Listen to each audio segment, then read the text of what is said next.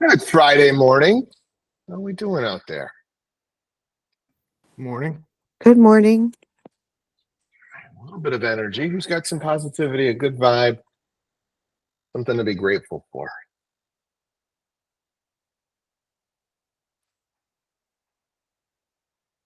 Morgan. Actually, I just have a question now. Are we going to be doing anything for our fellow people down in Florida? Do we want to do something like some kind of fundraiser or something? I was thinking.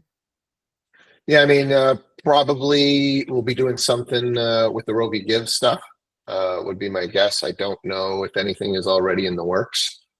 So I will keep you posted. Okay. And one more last question. I know Lauren's super excited about doing this. I want to know if any agents want to do the penguin plunge this year in Westfield. Lauren was the first to volunteer. Lauren was not. Lauren does not do water or cold, and Lauren is currently broken. We'll take that one offline, Martin, and see if we can get a crew. All right. Anybody show of hands if you've done one of these polar plunges before? How many people? Just curious. Keely is a yes. Anybody else? Martin's done it before. Anybody else? All right. Just a couple. Martin, just once? No, we've done it a couple of times for the Westfield Children's Museum. Oh, cool. Cool. Keely, how many times? I do polar plunges. Well, for the YMCA where I grew up in Southington, Connecticut, I would do that. And I always do polar plunges like in my bathtub, add ice and just kind of do cold plunges, but Just in general, yeah. Yep.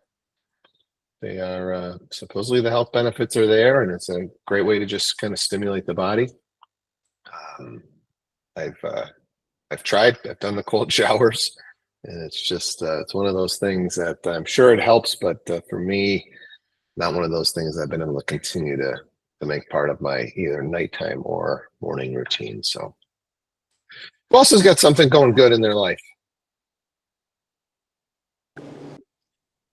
The skies were beautiful last night. Oh yeah, I know. I was in New Hampshire, so I was like, man, I am never in New Hampshire. I was in New Hampshire and I missed all of this greatness, but I've seen some of the photos. Very cool. I thought somebody posted that was like Northern Lights. Somehow we're seeing them here. Is that what that truly was? Does anybody know? Yeah, there's some solar storm or something going on, and the way that it pushed it down. We've never seen in this vibrant here. Pretty wild. All right, let's move over into some real estate. Who's got something going on in a deal that would be a good experience share for the group? Martin. So I had the weirdest thing happen yesterday. So I'm at a showing, showing the yard, and the listing agent said that she's going to meet us there. So, all right, great. There's a car in front. So I figured she's inside the house. So we do the outside and then go in. There's music playing. There's cats everywhere. I'm like, okay, this is a little weird. So I'm saying hello. And next thing I know, this young girl appears, and I'm like, oh, I'm Martin. I'm here to show the house. I'm looking for the other realtor. And she calls her dad. And dad's like, who are you? I'm like, I'm showing your home. And he's like, no, it's expired yesterday. I'm like, oh, okay, it's still showing today as active. So we kind of I said, okay, I apologize, kind of left. And then I just kind of show him like I do have confirmation, because I confirmed at 3:30 with the listing agent, hey, still going to be there? She's like, yep, confirmed. So we left because there's another home right down the street we were seeing. And she calls me. She's like, oh, I confirmed the wrong house. But then I looked up her listings. She only has like 3, and there's no other listings on this particular home. So on this particular street, I should say. So I thought that was a little odd. And Yeah. Always say hello when you walk into a house, I guess. Jeez. Yeah, I mean, what kind? Just out of curiosity, what kind of response were you getting from that seller, right? Okay, it's expired. I mean, did you still have some interest in selling the property? You know, were those questions asked? I'm just curious what the response was. I did come back after because I just wanted to show him like I'm not going crazy. Like this, I did have confirmation. And I kind of like, you know, sent him my information from my car, like from my phone to his. Just, you know, I figured if this is how sloppy their agent is, you know, this could be an opportunity. So I figured I'll take advantage of it. Whatever happens, happens, you know. Yeah, I mean, I think you definitely got to stay in touch here. He gave you his contact information at this point? I gave him mine. Okay. He wasn't too, he seemed like he really didn't want to give him his. So I'm like, all right, that's all right. You know, whatever. Just out of curiosity, how'd you ask? I said, you know, if you're still interested, because they said they're going to take it off the market. I said, if you're interested, you know, definitely have buyers. Here's my contact information. Would love to, you know, take a look at the house, and when you guys are ready, you know, listen for you. How did you ask for his info? At the end I said, if you don't mind, can I have your information? And he was kind of like a hesitant. I didn't want to like really push it because it was already an awkward situation as it was. So I'm like, oh, that's fine. You know, when you're ready, please let me know. I figured I have the address. I have his name, so I can always send him a card or something. Anybody want to just share a better way that Martin would have been able to get the gentleman's information?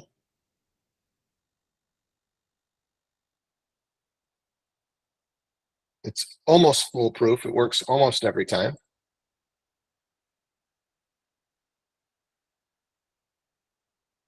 Meg. Offer to text him your contact information or share your contact card with him directly. Yeah, I think it's just a simple, hey, you know what? What's the best number that I could just text you my info? Okay, because I just have I have this bracelet thing that you just put up to your phone and it sends them my contact. Yeah, I wouldn't do that. Okay. Right? I wouldn't pass out business cards. I wouldn't do the bracelet. I think it's just a very simple, hey, you know what? I think my buyer still got some interest. Just, you know, if anything should change, you know, what's the best number that I could just send you my contact information? All right. Thank you. It's very rare that they're like, I'm not sharing my contact information, right? It's just the natural next step is to give you their cell phone number. So, you know, whenever you're trying to get it, you know, if somebody asks you for a business card, you don't have any. I've gone fully digital. Hey, what's the best number for me to send it to? Cool. Good share. I hope you were able to lock down that listing. Who else has got something going on?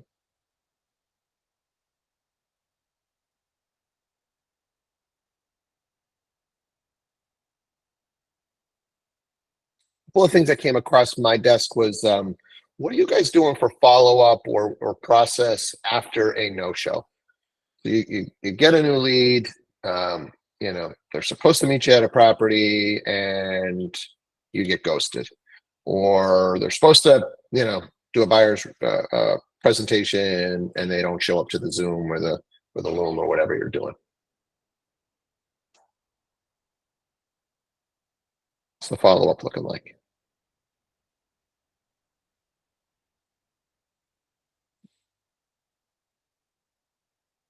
Clearly, we've just got somebody that's probably not ready, right? So I think one of the better approaches is just to say, hey, you know, maybe I mixed up my times. And is there a better time that we could take a look at this property, or is there any others that you want to go see? Right? And then I would just follow up like a normal lead as if we never had been in contact. You know, Zillow put those stats out there. I think it's something like 50% of the leads are closing after the 6-month time frame. 50%. If you're working online leads of any sort, that's what you're looking at, right? And if you're doing Google pay-per-click or Facebook or you know those are higher up in the funnel, they're probably 12 to 24 months out. Right? Realtor.com probably in the same range as Zillow. Open house, probably months. And so know your length of time that you're probably going to need to follow up with a lead, and don't let anything die because they ghosted you. It's like endless amount of stories of, yep, I was just following up with this person, you know, and sometimes even just like rude responses because they just weren't ready. And then 6 months later, 12 months later, No problem. It's like a switch just changed and they're in real estate mode. And we've seen it. 2 agents try and get a hold of somebody. 6 agents try and get a hold of somebody. And number 7 just catches them at the right time. They're ready to go.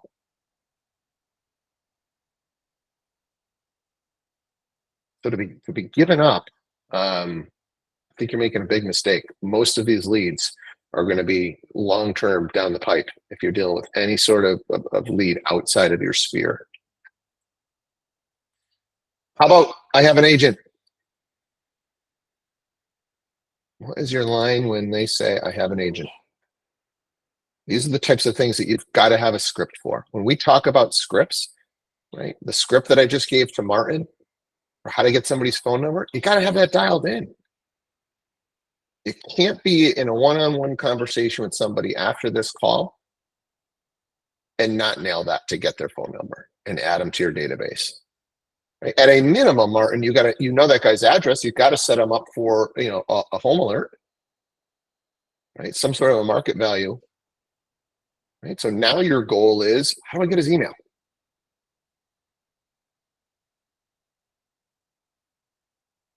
Right? So now we've got to have something of value, maybe something you notice about the property. Hey, and this can be done over text once you've got the phone number. Hey, one of the things that I work with a lot of my clients in is staging the property, right? Is there an email address that I could send you some more information about that? People are so easy, like email, sure, they'll give that up, no problem. Once you get the email, now you can start to do property alerts. And this is a strategy that we should be using for everybody in our sphere. When you guys are looking through that CRM, we need to have full name. If they own a property, we need to know their address. We need to have a cell phone and an email address. If you don't have those 4 things, your database is not complete. It's a really good audit. Any CRM that you're using should be able to say, hey, show me all my contacts that I'm missing an email address for. So we've got to send a text to those people with something of value that we can get their email.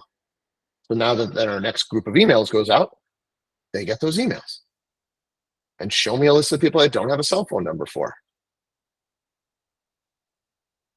Now we got to use an email that tries to get their phone number.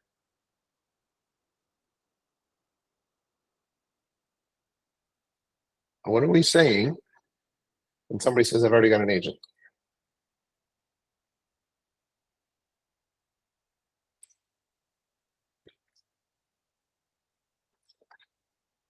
Come on, guys, this is Realtor 101. If we don't know this stuff, we really got to work on our scripts. Somebody's got to have something that they go to that I want you to put on the table. And then we can iterate off of that.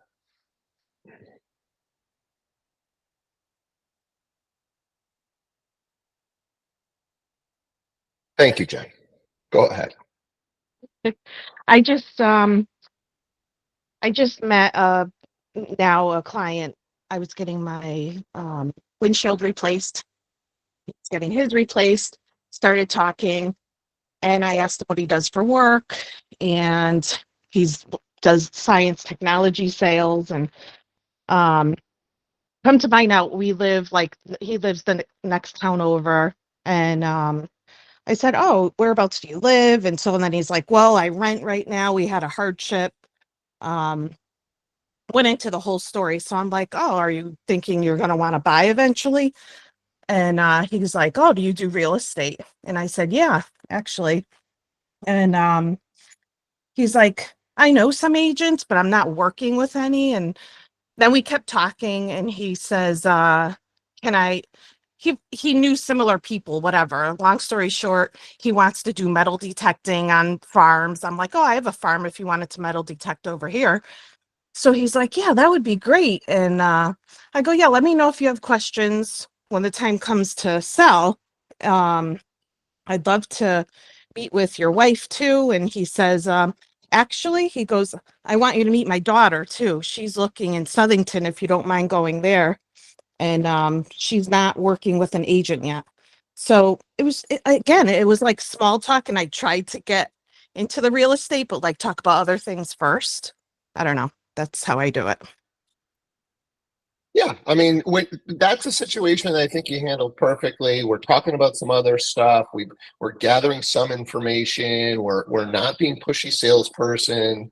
I think that's it. It's just having conversation, trying to get deeper into the dialogue, and just trying to slowly, figure out exactly what the situation is. But I'm Oh, talking specifically. I'm talking specifically if he had said, you know what, Jen, I really love you, but I've already got an agent that I'm working with. What are you going to say? I Because if would, you're just like, oh, if it doesn't work out, let me know. We got to do well, better than that. yeah, well, being he was right there, or even if you didn't live right there, I'd be like, well, if we can connect, I'd love to, if you don't mind sharing your number with me, I'll send you some information of what I can do as well. This way you can at least compare um and go from there. And I did, by the way, give my number. He texted me this morning, so I'm meeting with him tomorrow. Love it. Love it. KB. I totally get that, Mr. Buyer, but if you didn't, honestly, I usually say if you don't know an agent, then you don't live on this planet, right? That's number one. And then I say, are you committed to working with that agent? And they say yes or no. If they say yes, it's typically, have you signed a contract with that agent, or have they sent you any deals? I think that's the big one. I picked that one up from a script that Adam had given us a long time ago. I think it was a Tom Ferry script. And I think that that's the big one to hook people is, what are they doing for you? Are they sending you deals?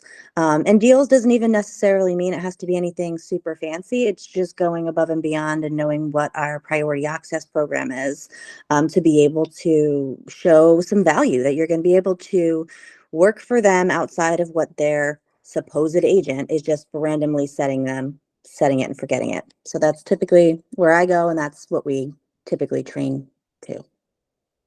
Yeah, I love that one.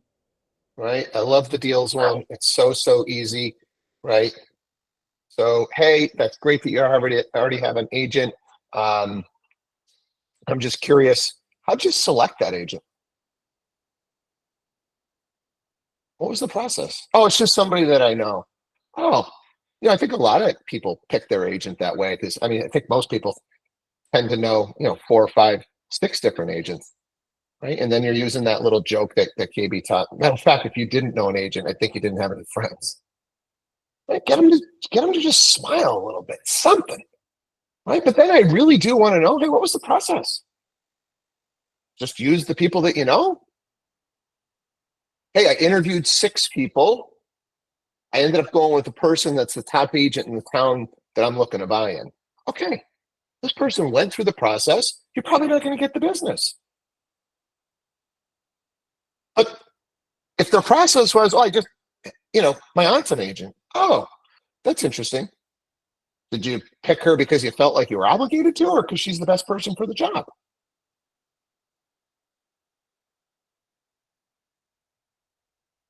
I know the stats. I don't know what they are now. 90% of agents didn't do a transaction this year.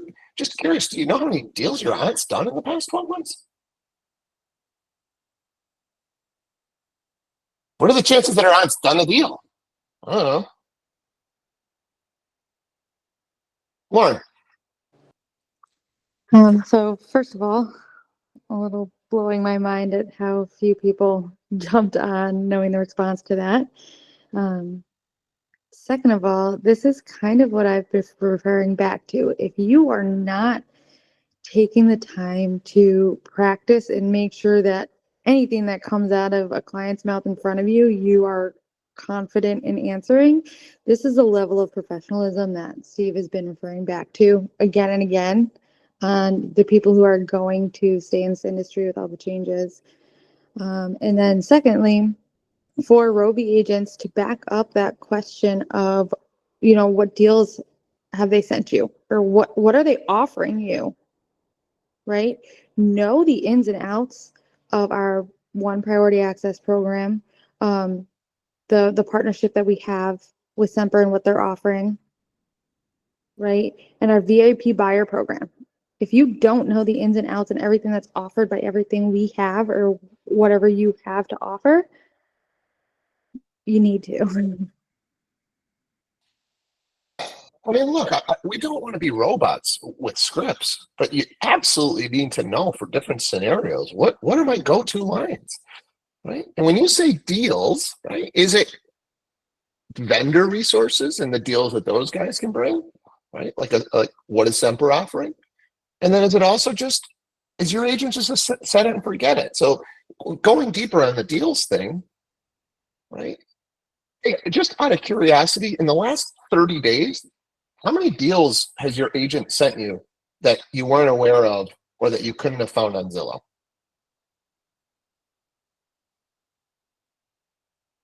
What's the answer to that going to be for 99% of agents? How many deals does your agent send you in the last 30 days that you wouldn't have been able to, or that you already saw on Zillow?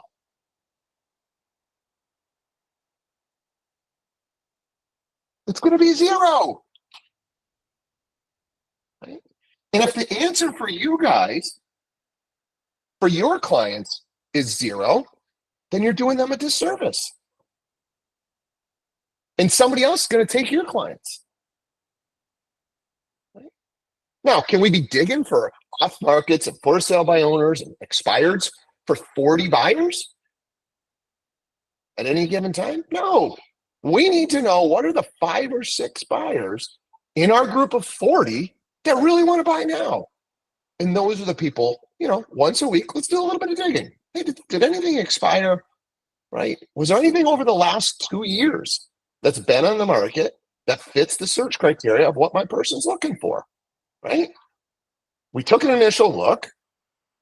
We set them up on listing alerts. I looked in the MLS. There were 6 properties that meet my new buyer's criteria. None of those 6 work for them. If you now just sit around and wait for a new property to hit the market and the listing alert to ping it out to them, that's not professional. The next step has got to be, hey, let me look that same search. Let's go back 2 years, 3 years, 4 years, right? If you've got a buyer that really wants to buy right now, let's go back and look. Was there something else that was on the market? Now maybe I can double-side a deal. I can go over to that house. Hey, so you were on the market 18 months ago. Man, your property is exactly what a buyer's looking for. Have any thoughts of selling it? Like, this is deal making 101. What else can we ask for the buyer that says, I've already got an agent?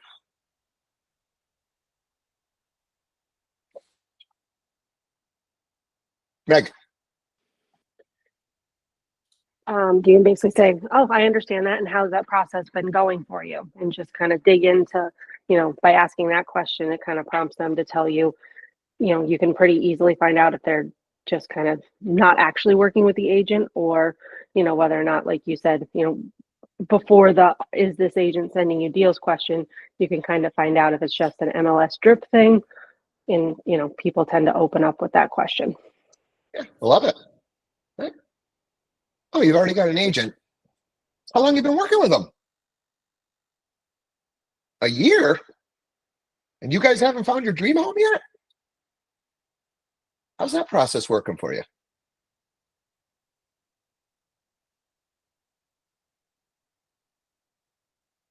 Just let it be.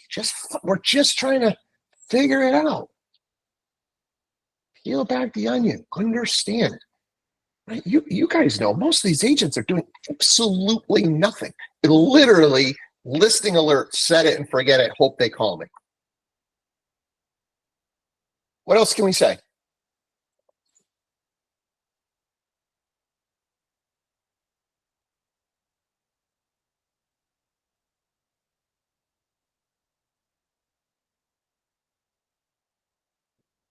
There are 2 key pieces to the buyer's contract. What are they?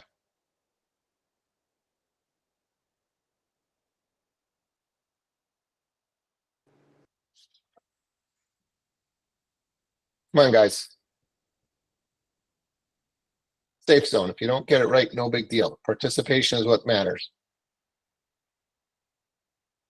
What are the 2 key pieces of the buyer's contract? Jen.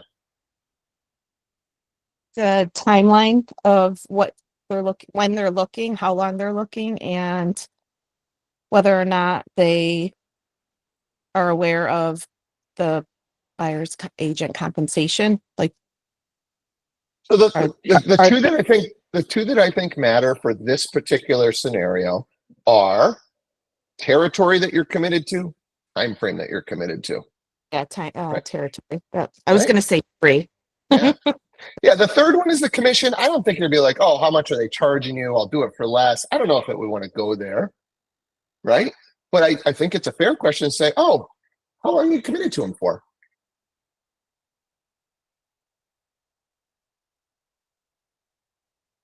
What territories are you committed to them for? Well, they may say, I don't even know. Did you look at what you signed? Did they go over the buyer's agreement with you? Did they do a buyer's presentation with you? I'm just curious what you did actually sign. Right? Maybe they committed to them for a property. Maybe they committed to them a town. Maybe they committed to them for a week. We don't know. I think those are fair questions to just try and understand. Right? Maybe they're looking in Madison, Connecticut. They've got an agent from Massachusetts. But if we don't peel back the onion and ask these questions, how are we going to know? Maybe you guys can really help them in a different market.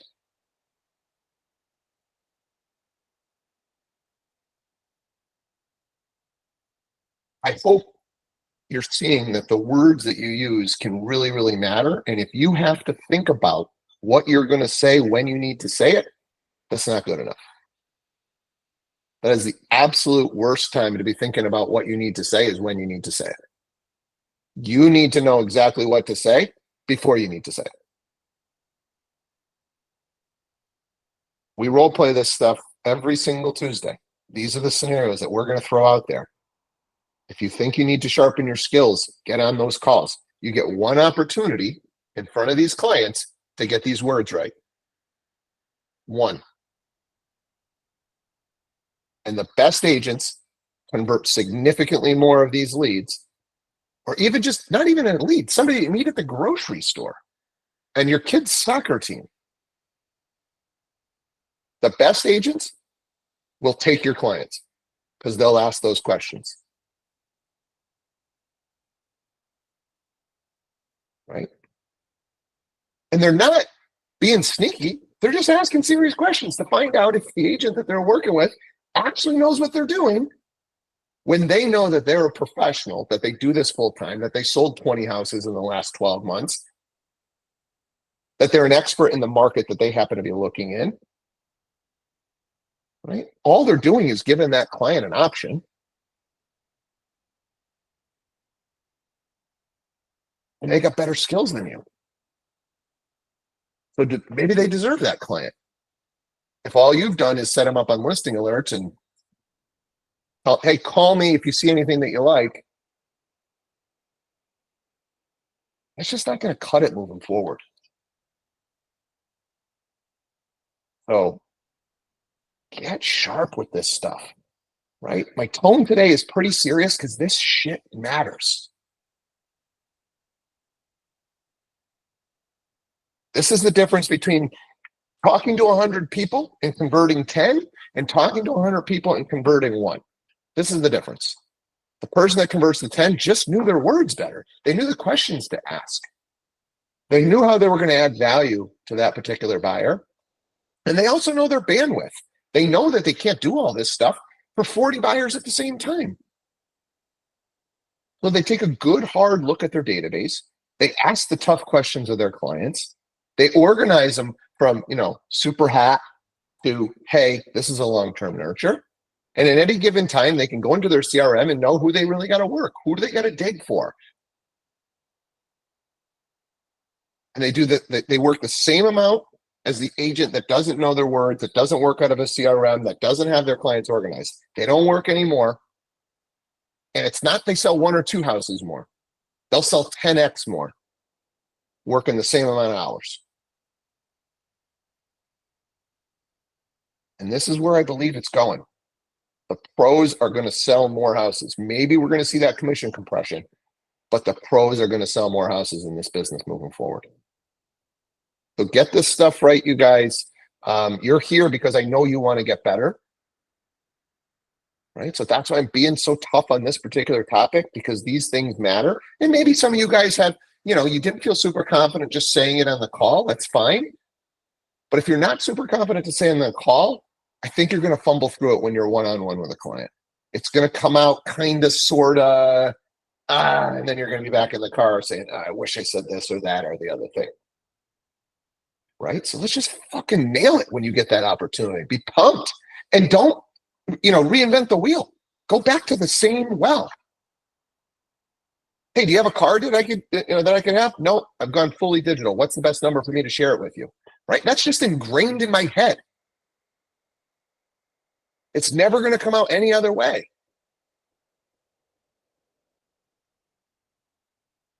Good stuff. We learned a little something today. All right. Go out, put this stuff to use, practice. We're paying for these AI sales coaches. Dial the numbers. I'm sure one of those lines is going to say, I already have an agent. Practice your scripts. Get better at this stuff. That's what the beauty of these AI sales calls are for. You can do it in the privacy of your own home with a glass of wine if you want. Right? Like, practice so that we don't mess it up when we're live. Lauren, can you listen to them after? You cannot listen to them. We can, if there's a specific one you really wanted to hear back, we could attempt to get them from the company that keeps them. You will get an email detailing the objections you were given, your responses, how we could have improved them, and then like an overall score out of 10. I have nobody yet to get a 10. So I have some 9s, but no 10s. There's two things that I think are the most important for you guys to be successful. The words you use and how well you've mastered your CRM. In my mind, those are the two most important things to be successful at this. The words that you use and mastery of your CRM. It's our 2 trainings every single week, Tuesday and Thursday. Words, CRM. Words, CRM. Words, CRM. Over and over and over until it's clockwork. The mundane is what's going to make you guys successful. Doing the mundane every single day. Right? And then there's some deals where you get to, negotiate, put a cool deal together or keep a deal together. That's the fun stuff. But it's the mundane stuff that makes a successful agent. There's no magic. It's just over and over and over and over. Same stuff. All right. Crush your Friday. Have an amazing weekend. We'll be off on Monday because it's a holiday. So we'll be back at it on Tuesday. Okay. Appreciate you guys. Let's do it. Thank you. Thank you.